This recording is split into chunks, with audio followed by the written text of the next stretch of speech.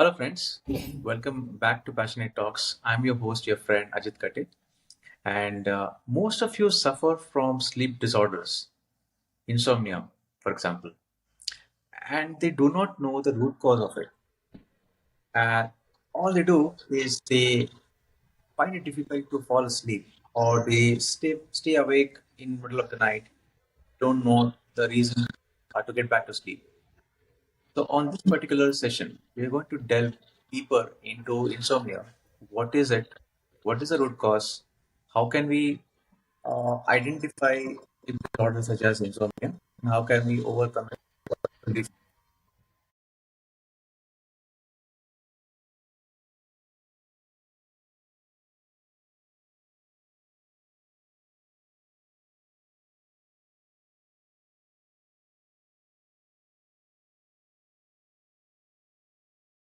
To present this, we have our chief guest, Mr. Vijay Somannavar, who is a mindful leader, who is uh, a leader by himself and a spiritual guru. Sir, welcome to the show.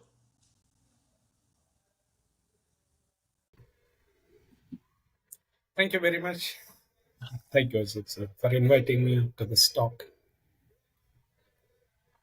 Yes, sir. So, can we begin by the definition of insomnia? What is insomnia, and uh, what are the root causes of insomnia? All right. Insomnia is most popularly known as a sleep disorder. Difficult to get the sleep, and as you said, waking up at night and then unable to sleep, but not having continuous sleep. And sometimes, even after having good amount of sleep, there is some kind of weakness, still tiredness in the morning. So it has been a major concern in the recent years because of mainly increased stress levels. These mental issues are being caused. So, on one side, the busy world, the busy mind. Right? Worries about the past, anxiety about the future, what will happen.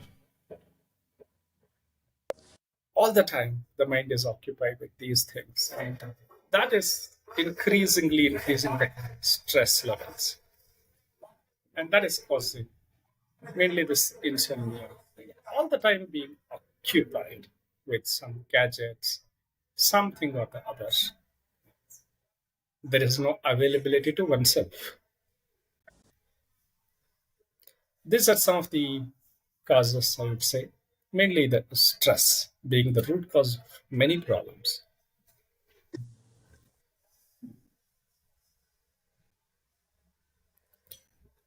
And then, what is its impact at a global level? If we look at it, it's like 1 in 3 persons. About 33% of the people have insomnia symptoms, at least symptoms. And more than 10% have insomnia as a disorder itself, like chronic insomnia. And out of those 33%, whoever has those symptoms, the biggest problem is that more than 50% of them, as per the research, do not approach professional help, do not seek medical advice. So it has its own cascading impact on everything else in our life. It has its own physical impact, it has impact on our mind, it has impact on our day-to-day activities.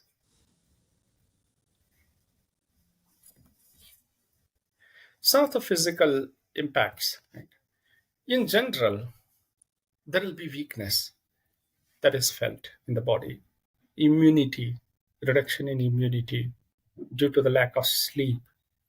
That might lead to chronic causes like chronic conditions like heart problems, diabetes, etc.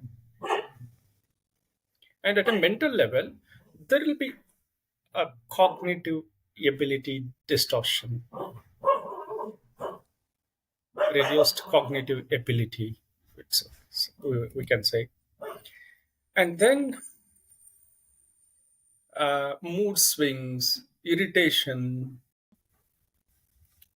and a kind of overall increase the risk of having some kind of mental issues, mental health disorders, we can say.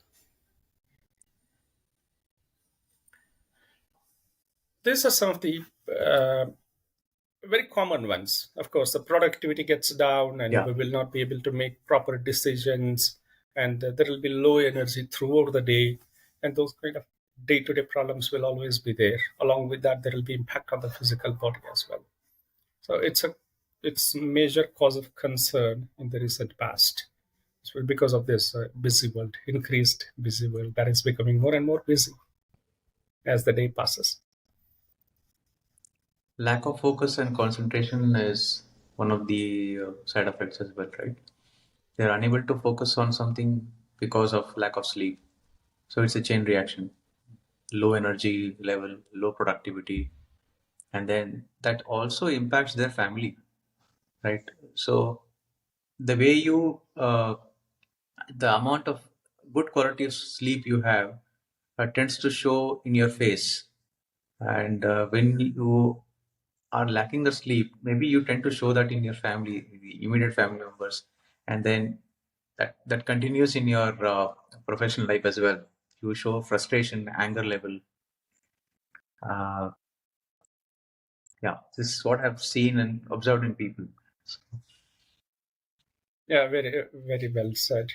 It does impact uh, the environment around us, Yeah, say in the family, along with the colleagues, in the society, wherever we go, we just throw our side effects of insomnia onto others.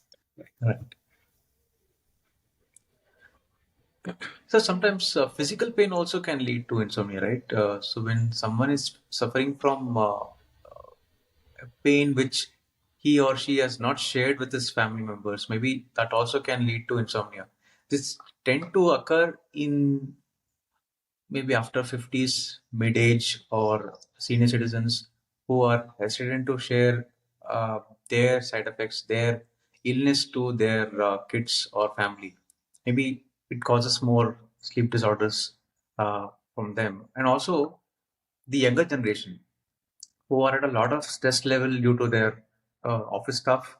Maybe their social life is impacted because of peer pressure. Uh, so that can also lead to insomnia at one point of time. At middle of the night, they get up and think that, okay, I should have, my friends are doing this.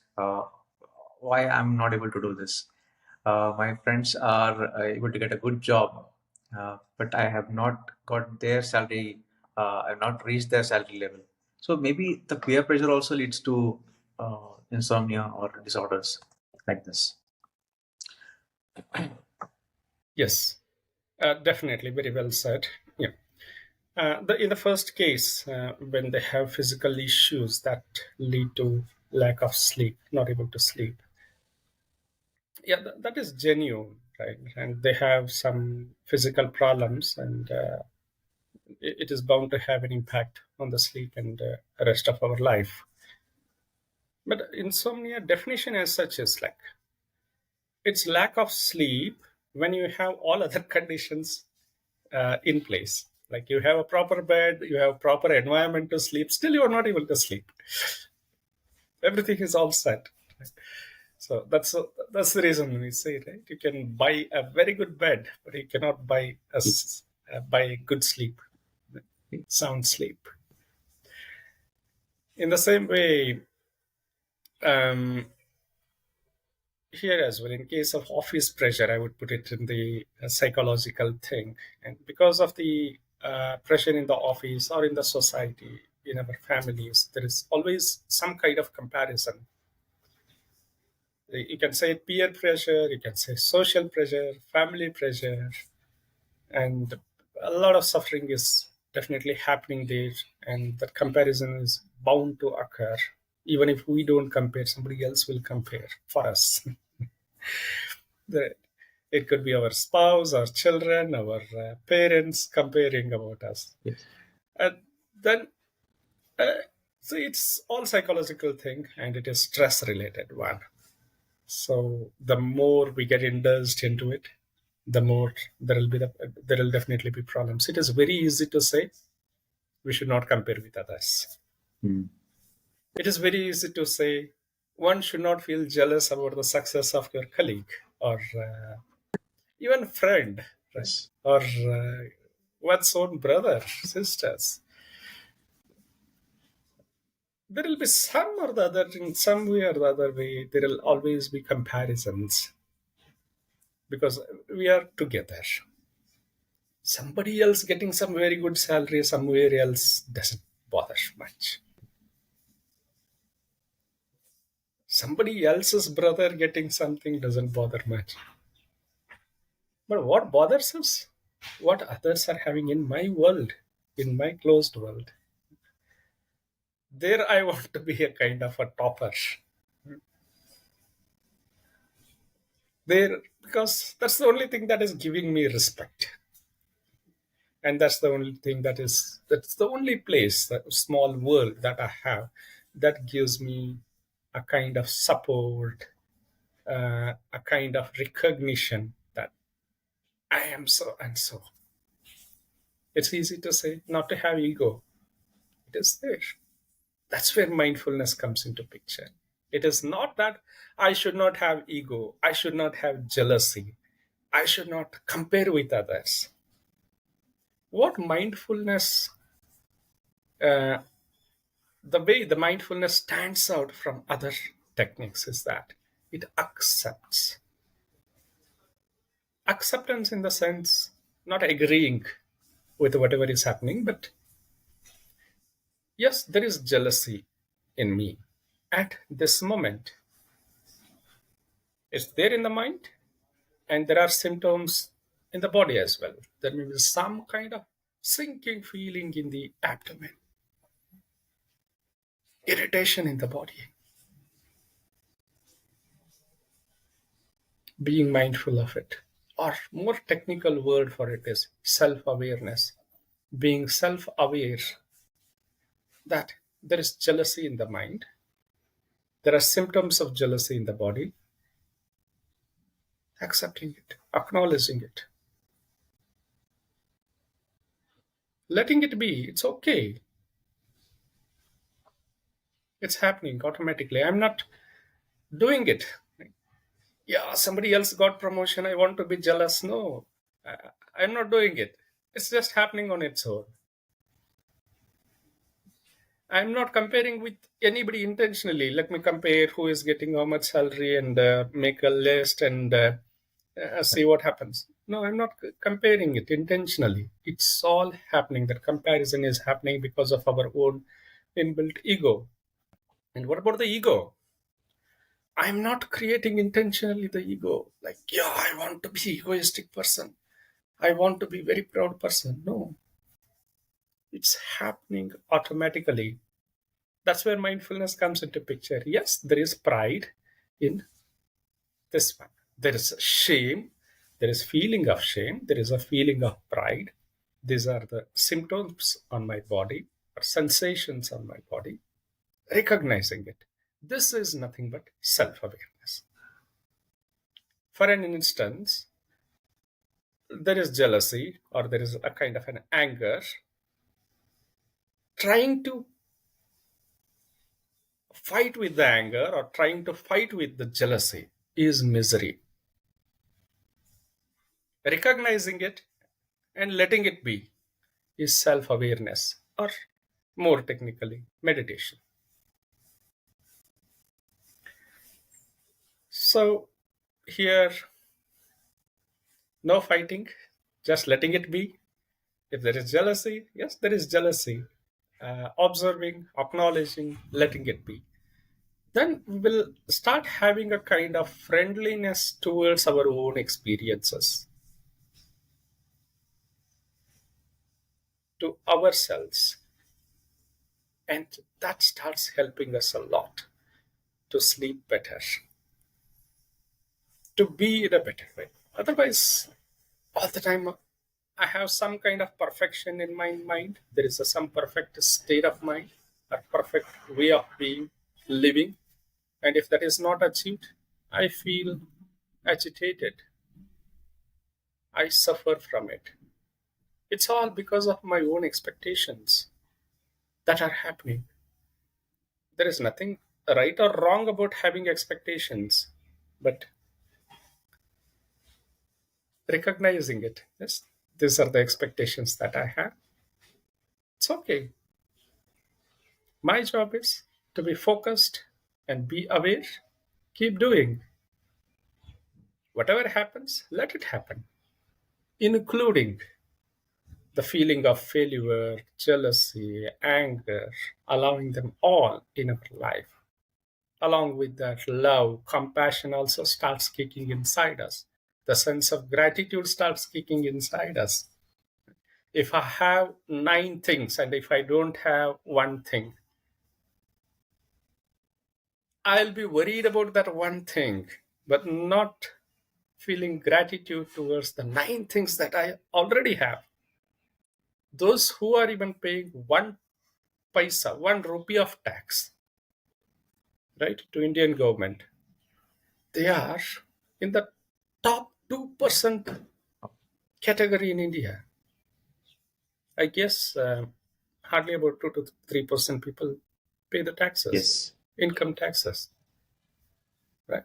That means more than 98% of the people are not having those nine things that I have. I may be missing just one or two out of 10.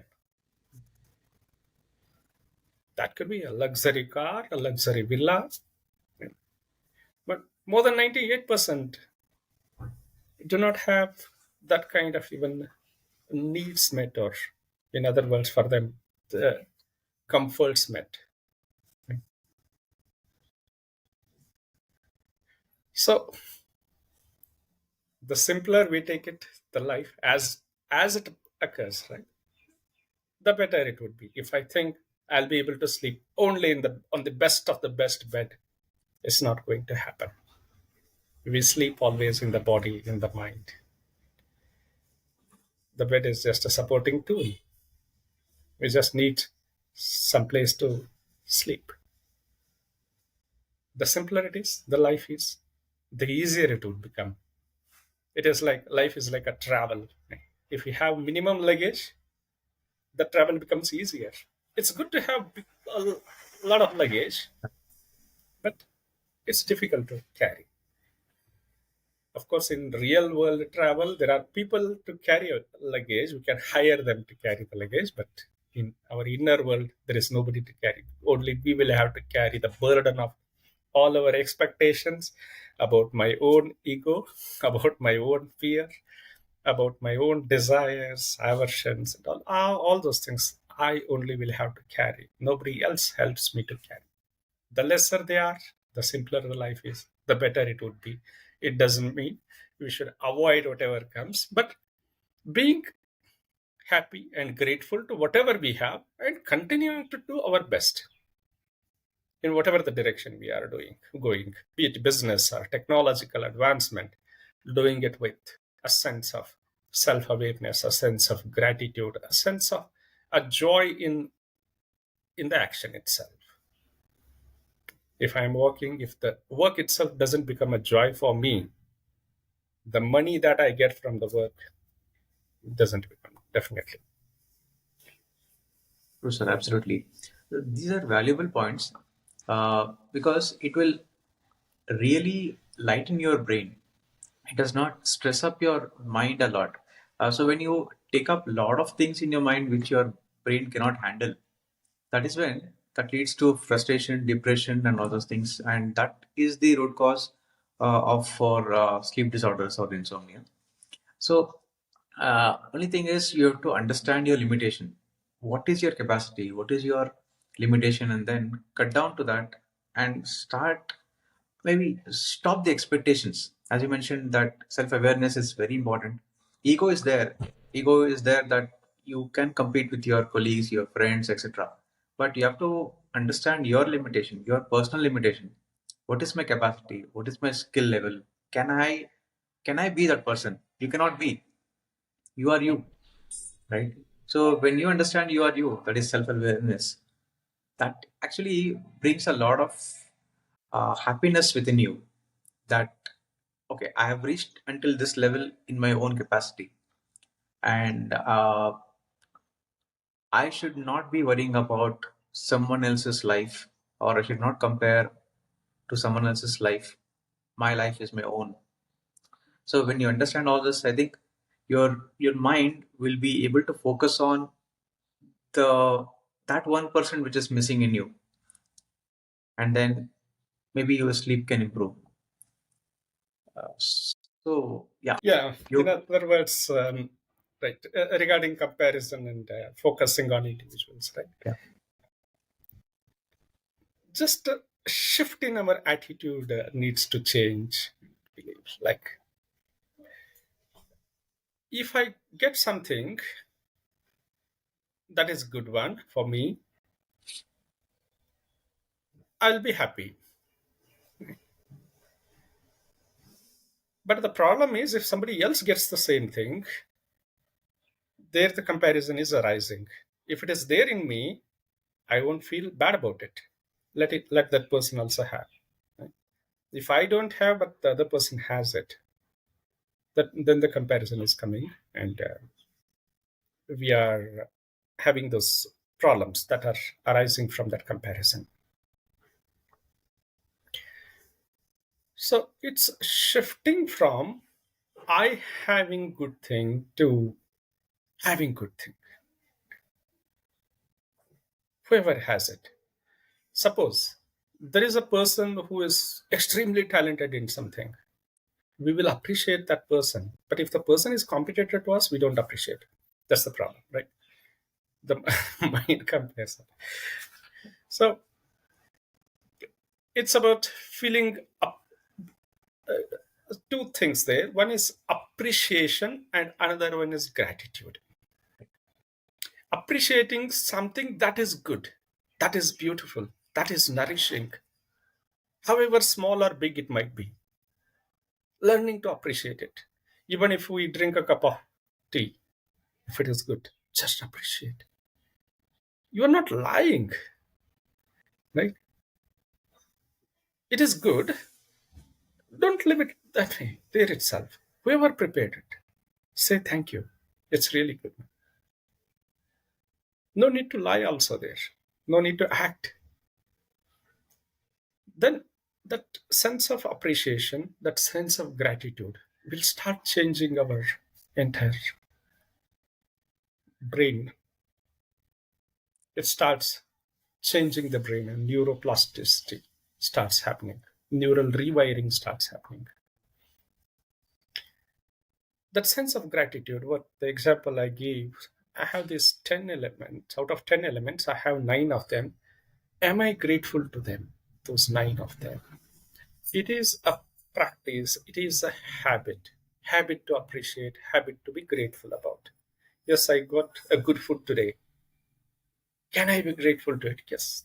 Yeah, I'm able to have the good food, and I'm able to take it also, right? And many people may not have that ability also. Like, for example, in case somebody has diabetes, and even if it is a good sweet, the person may not be in a position to eat it in normal conditions.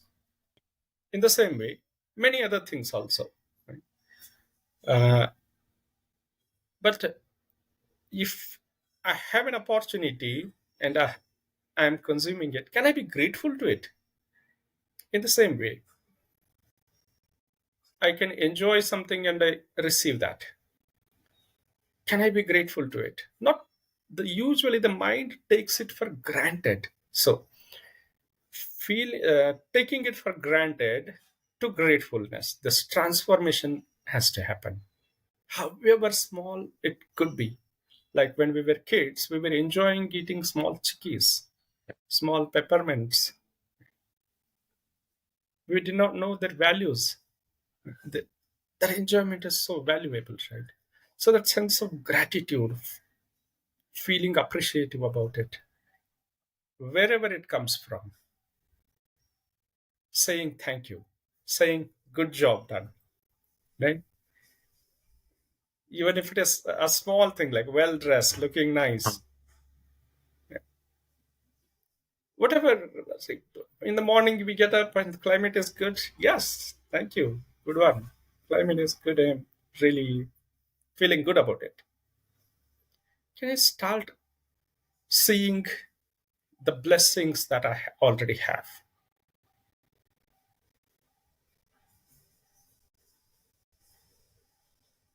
That starts making transformation.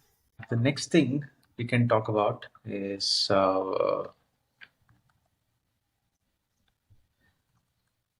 medication aspect. Medication also causes uh, sleep disorders.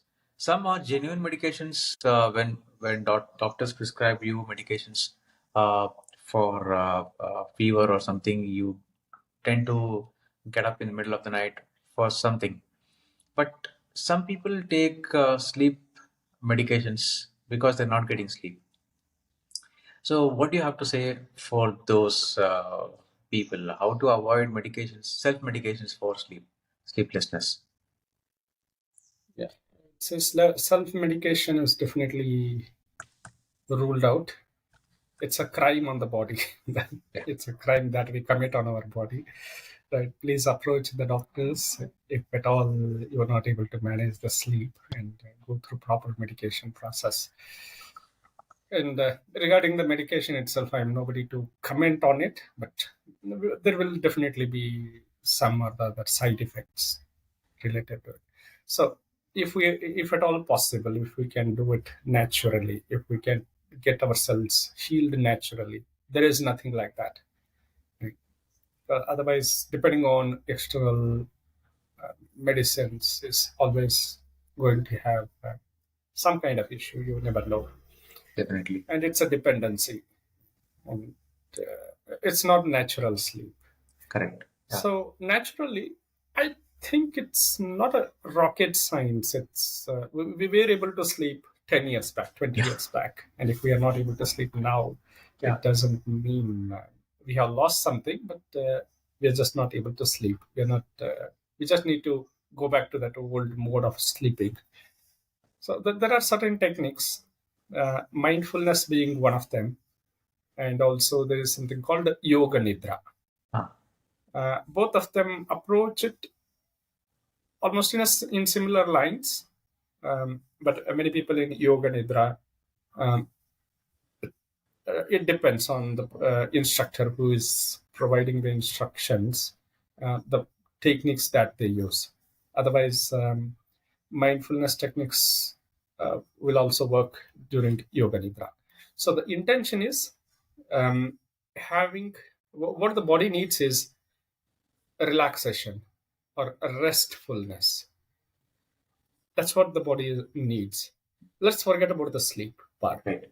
We need rest. Coming out of the mindset that I want to sleep or trying to sleep, stop it. If you're not getting the sleep, don't try to sleep. Hmm. Allow the body to relax and be aware of the relaxation of the body. That is good enough. No need to sleep. Okay. Relaxation with awareness is even better than sleep.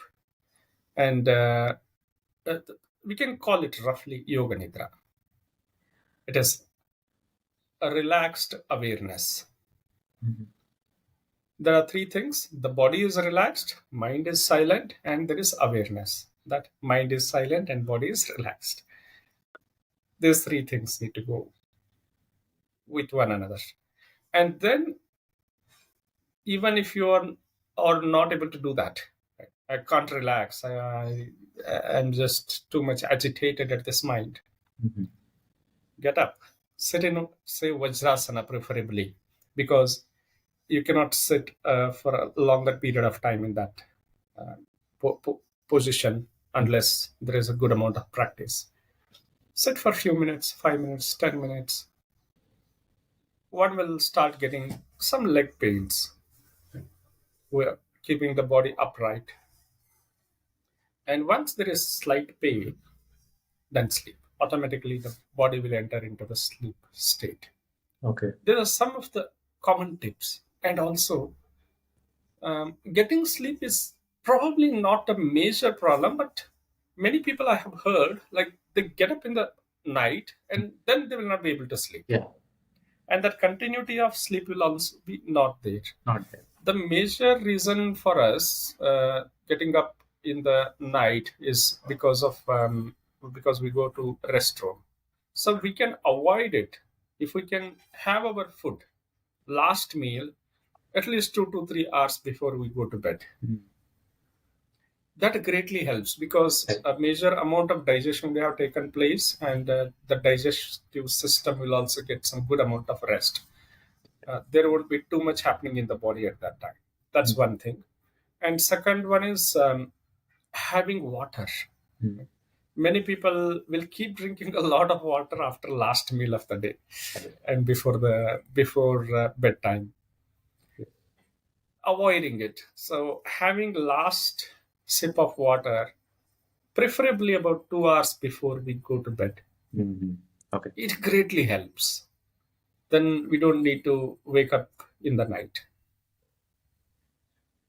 And also, uh, there is a sleep pattern already designed inside circadian life cycle. Uh, so anytime after 9 o'clock, the sooner the better. After 9 p.m., if we go to bed, it will greatly help. For example, in my own case, I used to have some issues with the sleep because of my own working pattern at that time. I used to blame it on the profession, but mainly it was to do with my lifestyle, which I realized later. If I sleep before 11 o'clock, I used to get good sleep. But after 12, it was very difficult for me to sleep. But it varies from one person to another person, but let's be mindful about that circadian rhythm and try to sleep as early as possible, immediately after 9 p.m. If it is 9:30, okay. 10 o'clock, okay. We do have our own meditation sessions at 9:30, and there are yoga nidra sessions as well that are happening at 9:30.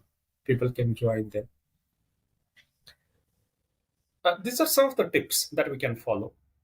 Not eating too much in the night and eating some healthy, wholesome, light meal.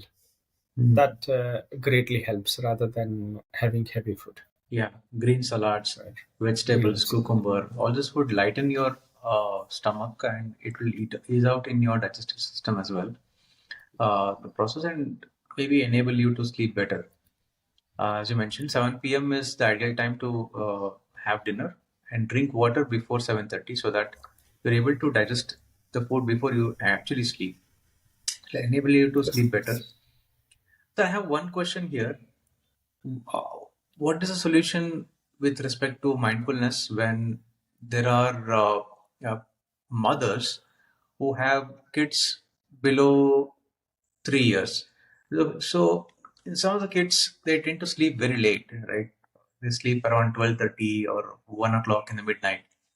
So what solutions do you have, or what can be the ideal solution for these mothers to overcome these sleep disorders? Because they sleep late night, they get up early, so they get to have only 4 to 5 hours of sleep, which is not sufficient for the entire day. So do you have any solution for them? Yeah, definitely, it's a problem for mothers, especially uh, if the kids are waking up in the night and not able to sleep properly. Uh, what I would say is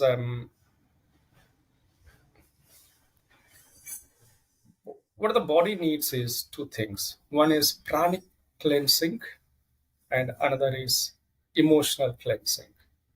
So here, emotionally, they are perfectly okay. They are happy that they're with their kids. and some kind of bondage is there, nature will take care of it. And then uh, they need not have any problems with pranic cleansing as well, any major problems. What is lacking for them, what they don't get an opportunity is restfulness. Otherwise, all other things that are needed for them to be well are all in place, and that's the reason I don't think we'll get a lot of problems in that age group during that duration. Right. Other than, of course, lack of sleep. It's not a chronic disorder. It's nothing to be worried. Correct. It's there temporarily for some time because of the need. Right? Yeah. It's a need basis and not to be worried too much. How they can manage themselves better is restfulness and awareness. Developing those two qualities. So instead of trying to make the child sleep, and running behind it, allow the child to play, be alert and restful at the same time in whatever the position you are. If you are sitting, be alert to your own things, what is happening inside, to inner experience. Experience happens mainly at two levels or three levels. Our body posture, how I am sitting, how I am lying down, how I am moving, etc. At physical level. And at mental level, the mind state or the emotions that are arising and passing away, changing. And at the bodily sensation level, there are sensations of the body, or you can say kind of vibrations, pranic energy flows, whatever you call, some kind of experiences on the body. Being aware of them. Just being aware of the bodily sensations. We don't need to go into even emotional aspects and mind state aspect because they're already with their kids, and that's good enough for them. So being aware of their bodily sensations and feeling restfulness. Right? If you want, lie down, otherwise sit comfortably. This is also restful position. Whatever the way it is possible, allow the body to rest, allow the body to relax, be aware, be alert. That's good enough. It is equivalent to sleep, not an issue at all. And later on, they can sleep for about 3 hours, 4 hours, whatever they get. Fantastic, sir. So these are valuable insights. Lot many people, they take medications or they start cribbing the entire day that I'm not able to sleep. But if they start practicing self-awareness, maybe yoga nidra, or maybe meditate for a few hours just right before sleeping, so they get the silence what they deserve, and then they get good sleep. So all this would definitely try to improve their sleep habits and maybe reduce insomnia. Uh, do you have any referrals, sir, where people can refer to on how this yoga nidra can be performed, or how to meditate to get this self-awareness? Do you have any references of books or videos where people can refer to? Yeah, right. What helps is experiential practicing of it. Yeah. So we're not reading too many books, and we can just start practicing anytime. Yeah. So just to know about our sensation, about our own mind states, we don't need any rocket science. Yes, yes. Right? And just to notice my posture, bodily posture, and how I am moving, etc. I don't need any rocket science. Correct. And then, as far as practices are concerned, we do have meditation sessions that are free, and also paid sessions are there. A lot of people attend free sessions, which are in English language. Okay. And there's one more session in Kannada language also. And we do have webinars also. Today there is one on sleeplessness, that's insomnia itself. And there are recorded videos also. I'll share a couple of them. Sure, sir. Short ones, and there is a combined one with chakra meditation, etc. Those who believe in those chakras and energy flows and all, you can definitely practice it. Otherwise, just follow the second part of it, which is yoga nidra. Great, sir.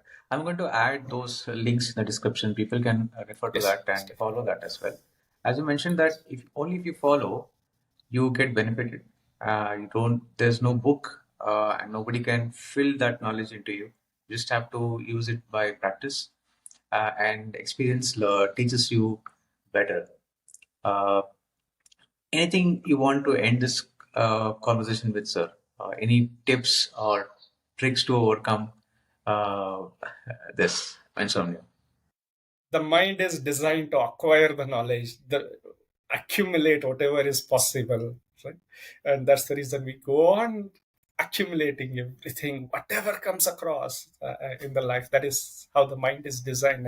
There is nothing right or wrong about it. So what helps maximum is our own self-awareness, shedding all other knowledge. That that's just information. Starting with afresh, being just self-aware, the awareness, investigative mindset or explorative mindset with a sense of enthusiasm will take care of it all. With a sense of curiosity, that enthusiasm and curiosity. Nothing needs to be learned a lot, and it's all simply available inside us. As when we were child, we were able to sleep properly, we were able to play properly. All those organs, all those glands are still here, working perfectly fine. The body is trying to talk to us. It is shouting and telling us something. Let us listen to the body by listening to those sensations, to those mind states, letting them be as they are. A kind of witnessing attitude.